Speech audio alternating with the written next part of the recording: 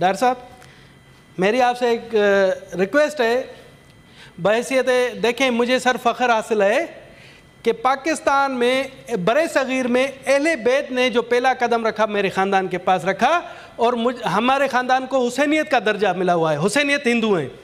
Sir doctor صاحب آپ یہ سوچ لیں کہ ہمارا دشمن انڈیا وہ چانکیہ پالیسی پر عمل درآمد کر رہا ہے اور افغانستان کو یوز کرنے کی کوشش کر رہا ہے اور ہمیں مجبور کر رہا ہے کہ ہم بھی افغانستان کے خلاف ایسے اقدامات کریں کہ وہاں کی عوام ہمارے خلاف ہو جائیں.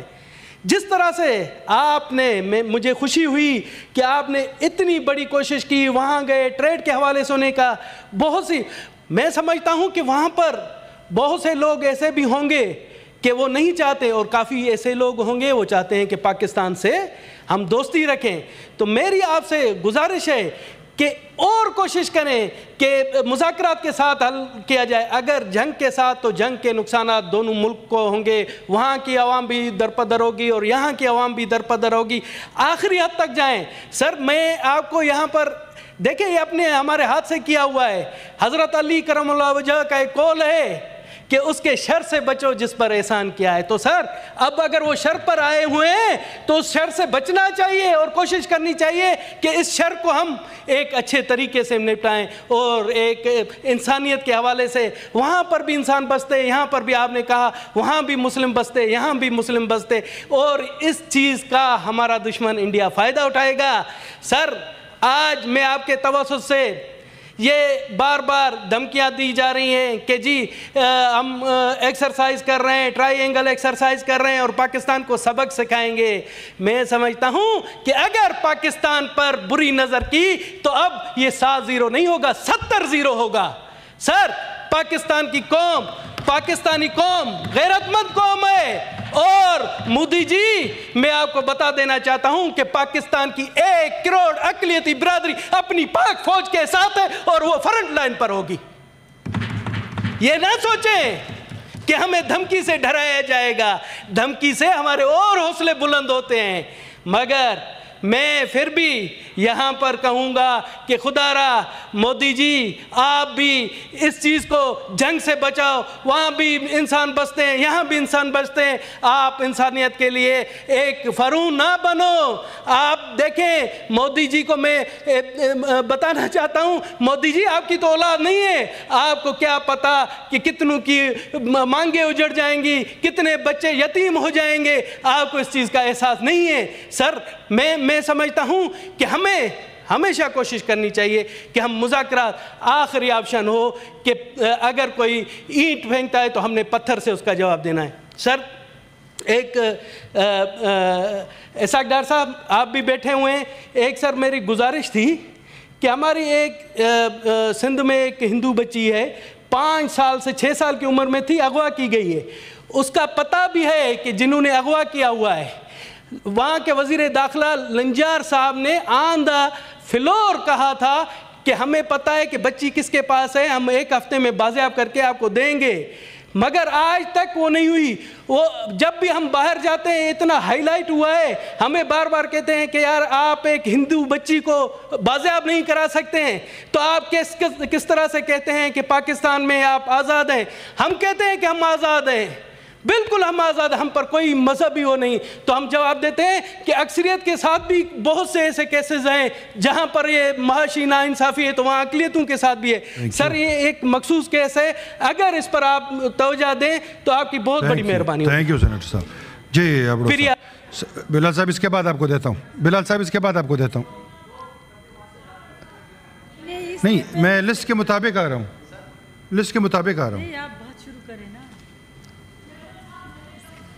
Thank you. میں لسٹ کے مطابق آ رہا ہوں ڈاکٹر صاحب. تھینک یو چیئرمین صاحب. موضوع تو بہت ہیں کیونکہ لاسٹ سیشن میں کسی کو بھی بات کرنے نہیں دی گئی. کافی مطلب ایشوز تھے. تازہ ایشیا کپ تھا, اس کے زخم بھی تازہ تھے, اور ہم نے 3 شکستیں کھائیں لگاتار. اور اس کے بعد شرم الشیخ میں جو ہے وہ بڑی کانفرنس ہوئی جس میں پی ایم صاحب بھی گئے, تو کافی موجود. لیکن ابھی دانش بھائی نے بھی ایک بات کی مودی کی, تو پہلے میں نے کہا میں شروعات کرتا ہوں مودی سے ہی. بہتر ہے کنٹینیوٹی ہوگی اور مودی کو مزہ آئے گا. مودی یہ سمجھ بیٹھا ہے کہ شاید آپ نے دیکھا ہے پاکستان میں جب بھی کوئی مسائل ہوتے ہیں نا تو انڈیا سے اسٹیٹمنٹ آتی ہے, اس کی انویسٹیگیشن ہونی چاہیے. جب غزہ کی کانفرنس ہوئی اور وہاں آپ کو پتہ ہے کہ وہ تازہ جو ٹویٹ کے ذریعے حمایت کی گئی اس کانفرنس, بے شک بعد میں فلسطین نے بھی مانا, اس کا ان کا اپنا ایشو ہے, لیکن ہمارے کولیگ بھی ہیں, بھائی بھی ہیں, ڈپٹی پرائم منسٹر ہیں, ان کے بڑی عزت ہے ان کے لیے. تو اسحاق ڈار صاحب نے خود یہ نیشنل اسمبلی میں ایڈمٹ کیا کہ پی ایم صاحب نے جلدی میں اس کا جواب دیا تھا. ٹھیک ہے, ہو جاتا ہے, کوئی ایشو نہیں. لیکن بات یہ ہے کہ مودی شاید اس کو جلدی سمجھ میں بیٹھا. مودی نے اتنے دن میں حملہ کر دوں گا. او مودی تم کیا کر پاؤ گے؟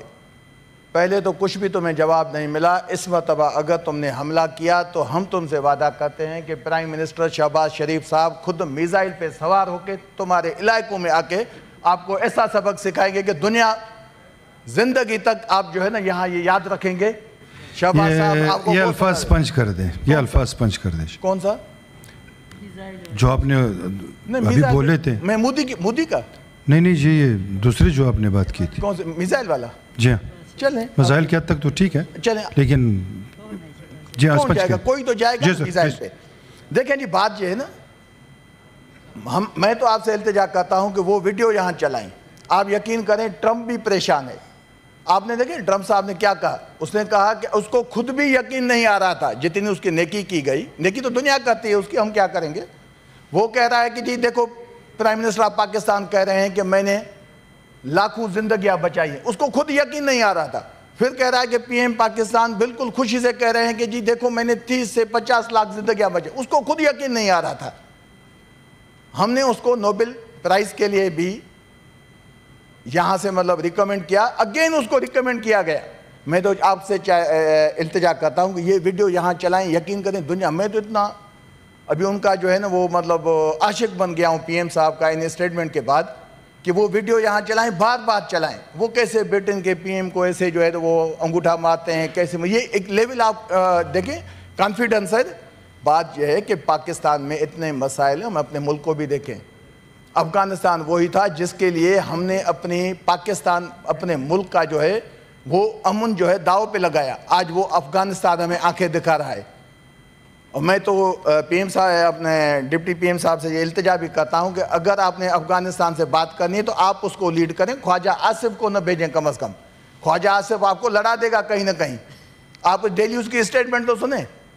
بھائی یہاں تو آپ بھڑکیں مارتے ہیں, جب آپ قطر میں گئے تو آپ اپنا چہرہ دیکھیں, پھر آپ جب ٹرکی گئے ہیں تو اپنا چہرہ دیکھیں. تو میں کہتا ہوں کہ ڈار صاحب ایک نرم لہجے دھیمے لہجے سے بات کرتے ہیں, ان کو لیڈ کرنا چاہیے بجائے کہ خواجہ آصف جائے. ہم پہلے ہی انڈیا سے جو مصیبت میں پڑے ہوئے ہیں, ایسے نہ ہو کہ دوسری بارڈر پہ پھر ہمارا جو ہے وہ آپ کی دوبارہ جنگ چھڑ جائے ان لوگوں سے جن لوگوں کو آپ نے سپورٹ کیا ہے.